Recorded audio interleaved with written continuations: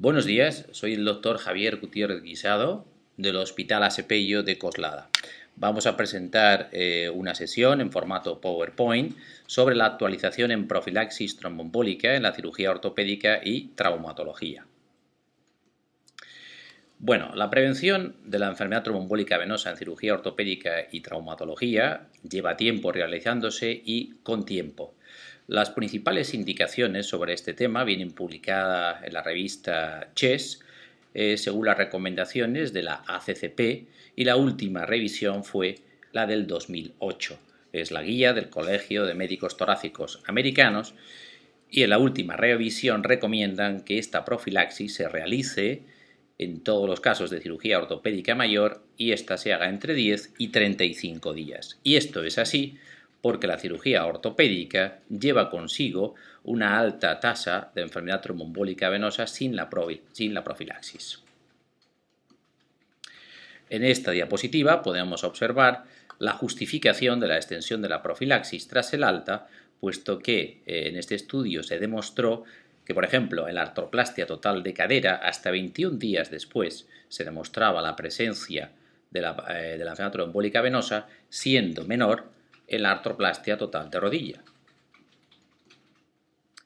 Como factores de riesgo de la enfermedad tromboembólica venosa tenemos la edad, la obesidad, el cáncer, la enfermedad tromboembólica previa, la existencia de trombofilia y luego tenemos una serie de factores quirúrgicos como es el grado de invasividad, no es lo mismo una cirugía menor que una cirugía mayor, el tipo y la duración de la anestesia, no es lo mismo una anestesia raquídea que una anestesia general, teniendo más riesgo esta última, y no es lo mismo que la cirugía dure media hora a que dure más de 1 hora o 2 horas. Y por supuesto la inmovilización que lleva aparejada la cirugía, que es uno de los principales factores de riesgo.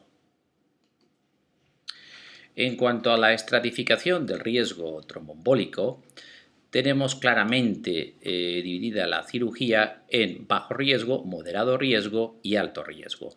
Cuando consideramos que la cirugía es de bajo riesgo, cuando se realiza en personas jóvenes, menores de 40 años, sin la existencia de factores de riesgo y cuando la anestesia general dura menos de 30 minutos. Si esto lo trasladamos a nuestro ámbito, en la cirugía ortopédica, estaríamos hablando de cirugías de artroscopia de rodilla, cirugía programada de columna, o por ejemplo lesiones aisladas de la extremidad inferior. Hablamos de moderado riesgo cuando hacemos una cirugía menor con algún factor de riesgo entre 40 y 60 años y siempre y cuando la anestesia dure más de 30 minutos. Y hablamos de cirugía de alto riesgo en la cirugía ortopédica mayor. Toda la cirugía ortopédica mayor se considera de alto riesgo. Por ejemplo, cirugía de prótesis de cadera, cirugía de prótesis de rodilla, cirugía de fractura de cadera, el politraumatizado y la lesión medular.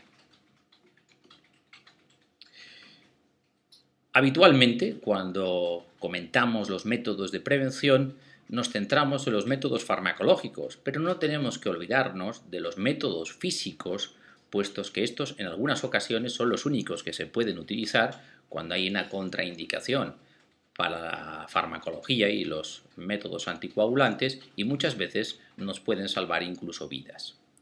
Y en cuanto a los métodos farmacológicos, a partir de los 80 se empezaron a usar las heparinas de bajo peso molecular y han tenido un enorme éxito, se siguen utilizando, si bien últimamente están apareciendo nuevos fármacos en el mercado como la fondaparinina y los nuevos anticoagulantes, y entre ellos el dabigatran y el rivaroxaban. Estos fármacos fundamentalmente en la coagulación actúan a dos niveles, en la vía común, en el factor 10, como son las heparinas de bajo peso molecular, la fondaparinina y el rivaroxaban, o bien actúan a nivel de la trombina, como es el nuevo fármaco, el dabigatran. Bien, ¿qué tenemos que decir en cuanto a la cirugía ortopédica mayor según la ACCP? Pues que se puede utilizar tanto las heparinas de bajo peso molecular como la fondaparinina como los anticoagulantes orales. ¿Cuánto tiene que prolongarse esa prevención? Pues entre 10 y 35 días. Y la SECOT estableció un adendum en el 2009 donde recoge ya la utilización de los nuevos fármacos como el dabigatran y el rivaroxaban. Vamos a decir unas pocas palabras en cuanto al dabigatran, y lo principal es que es un inhibidor directo de la trombina. Se usan dosis de 150 a 200 miligramos por vía oral, que esto es muy importante, y de 1 a 4 horas tras la cirugía. Otra cosa muy importante es que no precisa un control de laboratorio, si bien es cierto que tampoco tenemos un antídoto específico.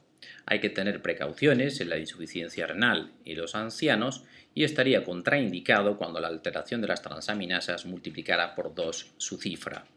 En los estudios en los que se ha utilizado el dabigatran se usa 10 días en la prevención de la cirugía de prótesis de rodilla y 35 días en la profilaxis en la cirugía de prótesis total de cadera. Y los estudios que se han realizado no muestran inferioridad con respecto a la enoxaparina. En cuanto al rivaroxaban, lo principal es que actúa a nivel del factor 10 inhibiéndolo, se utiliza también por vía oral y unas 6 horas tras la cirugía. Como tiene un metabolismo claramente hepático, no debe usarse con el ketoconazol y con algunos fármacos de terapia antirretroviral, como los inhibidores de proteasas en los pacientes con HIV. Estaría contraindicado en la insuficiencia renal y en la insuficiencia hepática grave, pero tiene una gran ventaja que puede usarse o combinarse con las heparinas bajo peso molecular, la aspirina e incluso el clopidogrel.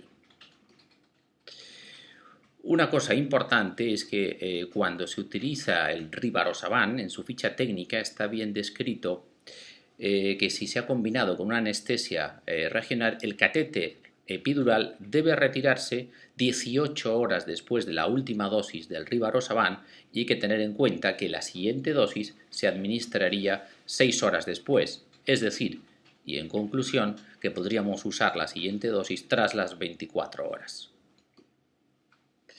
En cuanto a la profilaxis en artroscopia de rodilla, tenemos que decir que sin profilaxis se producen trombosis asintomáticas en el 9% e incluso trombosis proximales sintomáticas en el 3%.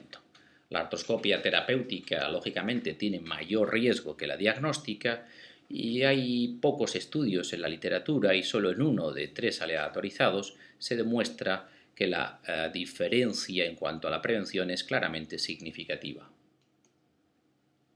Por lo tanto, la ACCP del 2008 recomienda que la decisión sea institucionalizada o a nivel de pacientes individualmente.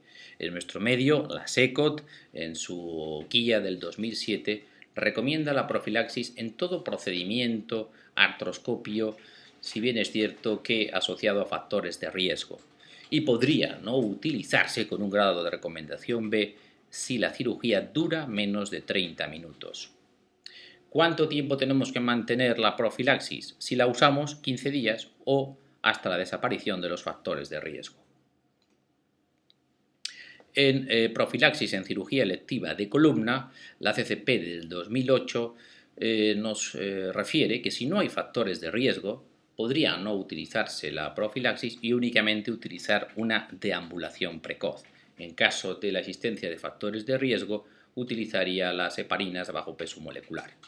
La SECO del 2007 nos recomienda una profilaxis universal con un grado B de recomendación, y en cuanto a la duración, si esta profilaxis la establecemos, debería ser de 15 días en caso de factores de riesgo, y si no los tuviera, hasta que el paciente se movilizara. En cuanto a la profilaxis tromboembólica en lesiones de la extremidad inferior, pues su prevalencia varía en función de si el método diagnóstico es la ecografía, de un 4 a un 17%, o la venografía, yéndonos casi hasta un 45%. Hay que tener en cuenta que las lesiones de la extremidad inferior son muy frecuentes. Tenemos fracturas, lesiones ligamentosas y cartilaginosas de rodilla y pie, y la rotura del tendón de Aquiles, que confiere un especial riesgo para la aparición de enfermedad tromboembólica venosa. Los principales factores de riesgo serían la edad, la existencia de fracturas, la cirugía reparativa, la obesidad y la rotura del tendón de Aquiles, como hemos comentado anteriormente. ¿Cuáles son, pues, las recomendaciones? La ACCP del 2008 no recomienda un uso rutinario de la profilaxis tromboembólica en este tipo de lesiones, y la SECO del 2007 refiere que conviene individualizar la profilaxis en función del tipo de lesión, la necesidad del tratamiento quirúrgico, la edad o la existencia de otros factores de riesgo. La profilaxis en el politraumatizado siempre debe hacerse si no existe una contraindicación para las heparinas de bajo peso molecular, si bien en caso de riesgo hemorrágico, como por ejemplo un traumatismo cráneoencefálico, se podrían utilizar métodos mecánicos como la compresión neumática intermitente o las medias elásticas. Y hay que aclarar que el screening con ecodoppler en pacientes de alto riesgo se puede hacer en aquellos que se considere que tienen una profilaxis subóptima con un grado de recomendación 1C, y habría que continuar con la profilaxis hasta la recuperación de la movilidad. Por último, en esta tabla establecemos nuestras recomendaciones a nivel de la institución ASEPEIO de qué es lo que debemos hacer. Por ejemplo, en el traumatismo menor de la extremidad inferior con inmovilización, recomendamos el uso de enoxaparina en dosis de 40 miligramos subcutáneos al día, comenzando con la inmovilización y acabando con la retirada de la inmovilización. En cirugía ortopédica mayor podríamos usar o bien las heparinas de bajo peso molecular o la fondoparina. Si utilizamos las heparinas por convenio, utilizaríamos enoxaparina 40 miligramos al día, comenzando 12 horas antes de la cirugía y manteniéndolo hasta 35 días después de la cirugía. Si usamos la fondoparina, lo haríamos en dosis de 2,5 miligramos al día, comenzando de 6 a 8 horas tras la cirugía y manteniendo los mismos días de profilaxis. En cuanto a la cirugía de extremidad inferior, utilizaríamos 40 miligramos de enoxaparina, comenzando 12 horas antes de la cirugía y acabando pues hasta su deambulación eficaz o mínimo de 10 días. En la cirugía programada de columna podríamos utilizar la enoxaparina 12 horas antes de la cirugía y su duración sería hasta la deambulación eficaz, que más o menos coincidiría con el momento del alta. En cuanto a la artroscopia de rodilla, siempre y cuando dure más de media hora, utilizaríamos enoxaparina 40 miligramos, comenzando 12 horas antes o 12 horas después de la cirugía, y la mantendríamos hasta su deambulación eficaz o bien 15 días. En cuanto al politraumatizado, si no está contraindicada, utilizaríamos heparinas de bajo peso molecular, 40 miligramos de enoxaparina, comenzando cuando sea seguro, y la finalizaríamos a su alta hospitalaria o con la movilización. En caso contrario, utilizaríamos una profilaxis mecánica.